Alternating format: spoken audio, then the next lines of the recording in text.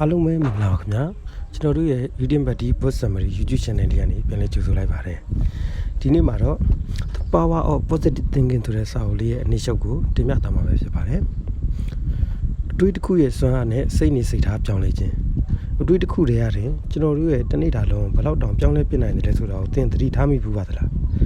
းငါဒါကိုကိုင်းတွေဖြည့်ရှင်းနိုင်ပါတယ်ဆိုတဲ့အိုင်ဒီယာသေးသေးလေးတစ်ခုကသင်ကိုရုပ်တရက်ပိုတတ်မှလာတယ်လို့ပိုတည်ငြိမ်လာတယ်လို့နဲ့ကိုပိုထိန်းချုပ်လာနိုင်တယ်လို့ခံစားရစီပါတယ်အပြန်လန်အပြင်ငါရှုံးနေသွားရင်ဘယ်လိုလုပ်မလဲဆိုတဲ့အစိုးမြင်တွေးတစ်ခုဟာသင်ဘာမှမဆရသေးခင်မှာတင်သင်ရဲ့အင်အားတွေကိုကုန်ခန်းသွားစေနိုင်ပါတယ်ဒါဟာတကယ်ကိုထူးဆန်းပါတယ်ကျွန်တော်တို့ကပြဿနာတွေကပြင်ပလာတယ်လို့ထင်တတ်ကြပေမဲ့တကယ်တော့ကျွန်တော်တို့ရဲ့ရုန်းကန်ရမှုတော်တော်များများဟာစိတ်ထဲကနေပဲစတင်တာပါဒါကြောင့်အပြုသဘောဆောင်တဲ့အတွေးခေါ် positive thinking ရဲ့နောက်ွယ်ရာစိတ်ပညာကိုနားလည်ဖို့ဆိုတာဟာစိတ်ဓာတ်မြင့်တင်ုံတက်တက်ပြောတာမဟုတ်ပါဘူးဒါဟာကျွန်တော်တို့ဘယ်လိုခံစားရတယ်ဘယ်လိုပြုမှုတယ်နောက်ဆုံးမှာကျွန်တော်တို့ဘဝမှာဘယ်လိုရလဒ်တွေထွက်လာတယ်ဆိုတာကိုပုံဖော်ပေးတဲ့တကယ်ကိုတိုင်းတာလို့ရတဲ့စွမ်းအားတစ်ခုဖြစ်ပါတယ်ခေတ်သစ်စိတ်ပညာအရသင်ရဲ့အတွေးတွေကသင်ရဲ့ခံစားချက်တွေကိုဖြစ်ပေါ်စေပြီးတော့သင်ရဲ့ခံစားချက်တွေကသင်ရဲ့လှုပ်ဆောင်ချက်တွေကိုလွှမ်းမိုးပါတယ်လို့ဆိုပါတယ်ဒါကြောင့်သင်အတွေးတွေထဲမှာတန်တရားတွေကြောက်ရွံ့မှုတွေနဲ့စိုးရိမ်မှုတွေပြည့်နေမယ်ဆိုရင်သင်ရဲ့လှုပ်ဆောင်ချက်တွေမှာလည်းဝေခွဲမရတာတွေနဲ့ယုံကြည်မှုကင်းမဲ့တာတွေပေါ်လွင်နေမှာပါဒါပေမဲ့သင်အတွေးတွေကိုခွန်အားမျှော်လင့်ချက်နဲ့ဖြစ်နိုင်ခြေတွေပေါ်မှာပဲအရှိချထားမယ်ဆိုရင်တော့သင်ခန္ဓာကိုယ်ကလည်းစွမ်းအင်တွေရှင်းလင်းပြတ်သားမှုတွေနဲ့ပြတ်သားတဲ့ဆုံးဖြတ်ချက်တွေနဲ့တုံ့ပြန်လာမှာပါဒီလိုစဉ်းစားကြည့်ပါအုံနောက်ဆိုတာသင်အတွေးတွေကိုကြည်နေုံနဲ့မဟုတ်ဘဲနဲ့အဲ့ဒီအတွေးတွေပေါ်ကိုတုံ့ပြန်နေတာပါအပြုသဘောဆောင်တဲ့အတွေးတိုင်းဟာသင်ရဲ့အာယုံကြောစနစ်ကိုတည်ငြိမ်စေပြီးတော့အာယုံစူးစိုက်မှုကိုထက်မြက်စေတဲ့ဓာတုပစ္စည်းတွေကိုထုတ်လွှတ်ပေးပါတယ်အစိုးမြင်တဲ့အတွေးတိုင်းကတော့စိတ်ဖိစီးမှုကိုတိုးစေပြီးတော့ပြဿနာဖြေရှင်းနိုင်စွမ်းကိုရောကျစေတဲ့ဓာတုပစ္စည်းတွေကိုထုတ်လွှတ်ပါတယ်ဒါကြောင့်သင်ရဲ့တွေးခေါ်ပုံဟာစိတ်ပိုင်းဆိုင်ရာတဲ့မဟုတ်ဘဲနဲ့ဇီဝကမ္မအရာပါတက်ရောက်မှုရှိပါတယ်ယုံကြည်မှုနဲ့အုံနောက်ရဲ့ပြုပြင်နိုင်စွမ်းစိတ်ဝင်စားစရာအကောင်းဆုံးသုတေသနတစ်ခုကတော့ placebo effect စိတ်အစစ်မဟုတ်ဘဲနဲ့ပျောက်ကင်းခြင်းဖြစ်ပါတယ်ဆရာဝန်တွေကလူနာတွေကိုစိတ်အစစ်ပေးတယ်လို့ယုံကြည်အောင်လုပ်လိုက်ရုံနဲ့တင်လူနာတွေယောဂပျောက်ကင်းသွားတာတွေကိုတွေ့ဘူးကြပါတယ်ခန္ဓာကိုယ်ကဆေးလုံးကိုတုံ့ပြန်တာမဟုတ်ဘဲနဲ့ယုံကြည်ချက်ကိုတုံ့ပြန်လိုက်တာပါဒါကစိတ်မှာတကယ်ရုပ်ပိုင်းဆိုင်ရာပြောင်းလဲမှုကိုဖြစ်ပေါ်စေနိုင်တဲ့စွမ်းအားရှိကြောင်းပြသနေတာဖြစ်ပါတယ်ယုံကြည်ချက်ကခန္ဓာကိုယ်ရဲ့ယောဂကိုတောင်ကုသပေးနိုင်နေဆိုရင်သင်ရဲ့ယုံကြည်မှုရည်မှန်းချက်အလေးကျင့်တဲ့အနာဂတ်အတွက်ဆိုရင်ဘယ်လောက်တောင်ဆွမ်းဆောင်နိုင်မလဲဆိုတာစဉ်းစားကြည့်ပါ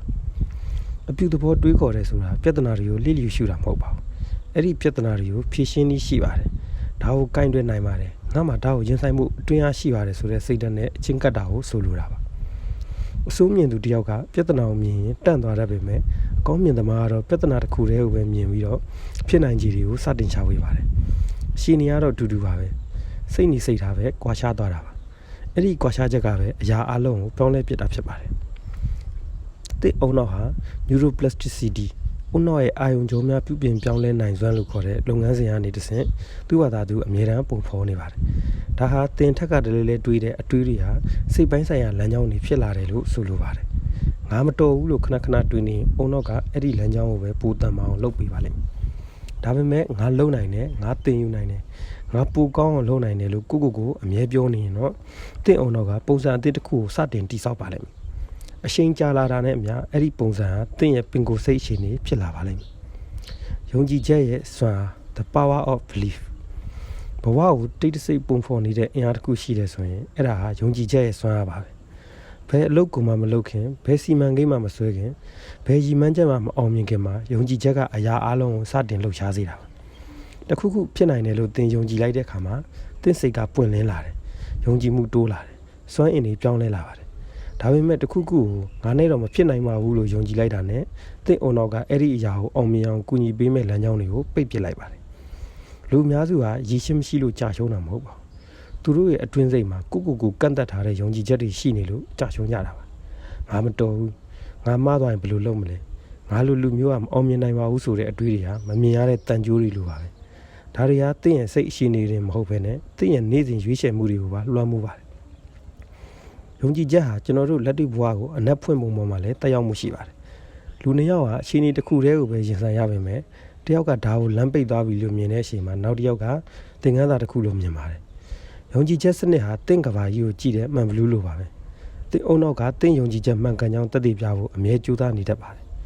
ဒါကို confirmation bias မိမိယုံကြည်ရာကိုဒါအတီးပြုလို့စိတ်လို့ခေါ်ပါတယ်မိမိကိုယ်ကိုပြန်လဲစကားပြောခြင်း self talk ကိုယ့်ကိုယ်ဘယ်လိုပြန်ပြောနေတယ်လဲဆိုတာကိုသတိထားမိဘူးလားအဲ့ဒီအတွင်းစိတ်ကအတန်သင်ကိုမြင့်တင်ပေးနိုင်တယ်လို့ဖြည့်ဆည်းပြနိုင်တဲ့စွမ်းအားလည်းရှိပါတယ်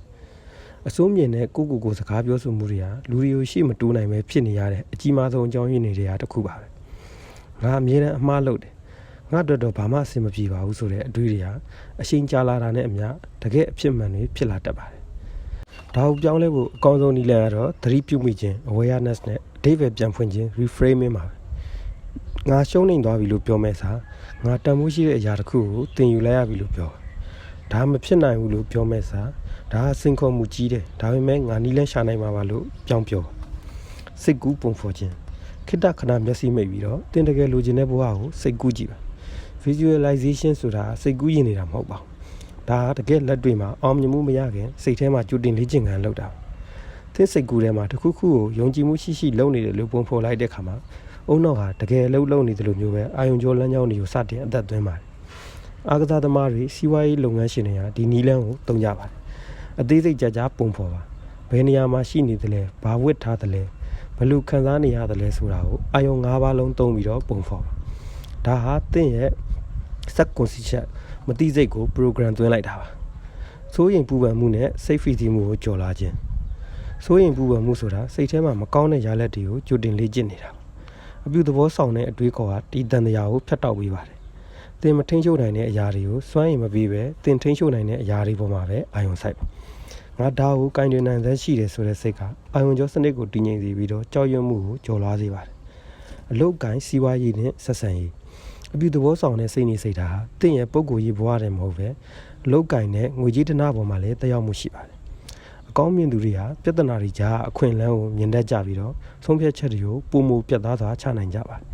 ဒါ့ပြင်လူတွေဟာအကောင်းမြင်ပြီးတော့ယုံကြည်မှုရှိတဲ့သူတွေနားမှာပဲနေရှင်ကြတာကြောင့်သင်ရဲ့ဆက်ဆံရေးတွေလည်းပိုကောင်းလာမှာဖြစ်ပါတယ်။ညီကုန်းချုပ်